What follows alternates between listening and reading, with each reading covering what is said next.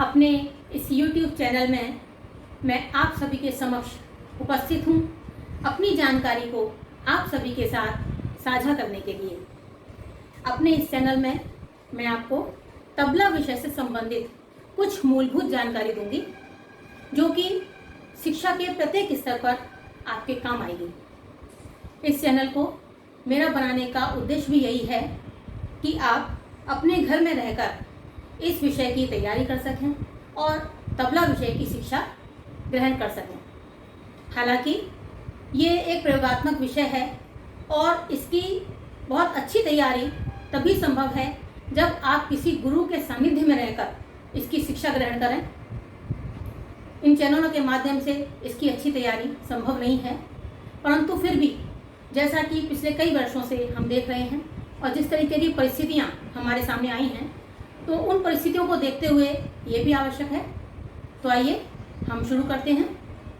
अपने प्रथम अध्याय में मैं आपको तबले की बेसिक जानकारी दूंगी और उसके अंगों के बारे में आपको बताऊंगी। कहा जाता है कि तबले का जन्म यानी तबले का आविष्कार 13वीं शताब्दी में हुआ।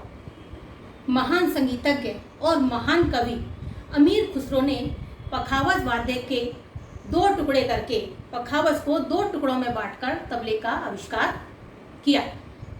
तो आइए अब हम तबले के अंगों की जानकारी करते हैं। तो आइए अब मैं आपको तबले के अंगों के बारे में जानकारी देती हूँ। ये आप मेरे सामने तबले की जोड़ी देख रहे हैं। ये दाहिना तबला है और ये बायां तबला है। दाहिने हाथ से बजने वाले तबले को हम दायां तबला या काष्ठ भी कहते हैं, क्योंकि ये तबला हमेशा लकड़ी का बना होता है। बाएं हाथ से बजने वाले तबले को हम बायां तबला या डग्गा भी कहते हैं। ये बायां तबला अर्थात डग्गा किसी भी धातु का बन सकता है, जैसे कांसा, पीतल, स्टील या लोहा। ये मेरा तबला पीतल का बना हुआ है।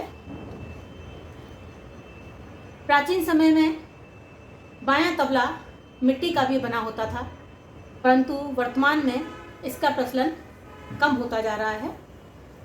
उसके बाद हम देखते हैं ये किनारी, आप देखिए ये दोनों तबलों पर एक सी किनारी है। इसको हम किनार या चांटी कहते हैं। उसके बाद ये एक खाली मैदान आप देख रहे हैं दोनों तबलों पर, इसको हम मैदान या लव कहते हैं। इसी तरीके से बीच में देखिए दोनों तबलों पर ये काली स्याही लगी हुई है। ये काली स्याही लोहे के बुरादे की बनी होती है, इसको हम स्याही कहते हैं। इसी तरीके से देखिए दोनों तबलों की बनावट करीब करीब एक सी ही होती है। इन दोनों ही तबलों में ये देखिए ये गजरा दिखाई दे रहा है, ये गुथा हुआ है। जैसे बालों में हम गजरा लगाते हैं जूड़ा बना के, उसी तरीके से ये भी गुथा हुआ है, इसको हम गजरा कहते हैं। इस गजरे में आप ये बद्दी देख रहे हैं।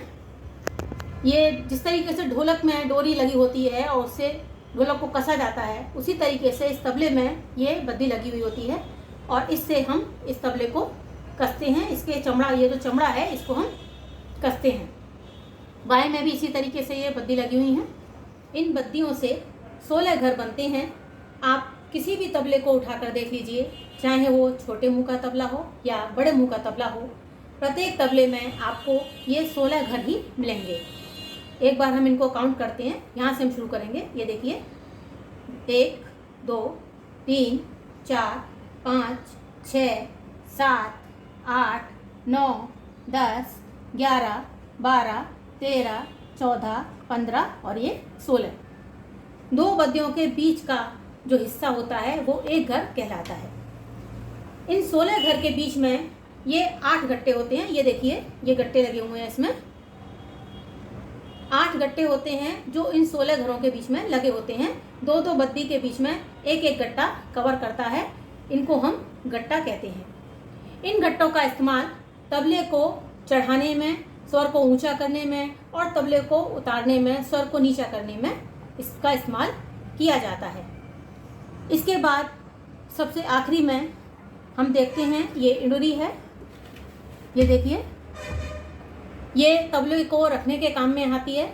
इसके ऊपर हम तबले को रखते हैं, जिससे कि आपका तबला ज़मीन से टच ना करे और तबले में गूंज उत्पन्न होती रहे। तो बच्चों, आज का हमारा प्रथम अध्याय यहीं पर समाप्त होता है। आज के अध्याय में आपने सीखा कि तबले के कौन कौन से अंग होते हैं। तबले के अंगों के बारे में आपने जानकारी ली। अब हम अपने अगले अध्याय में आपसे फिर से मुलाकात करेंगे। तब तक के लिए नमस्कार।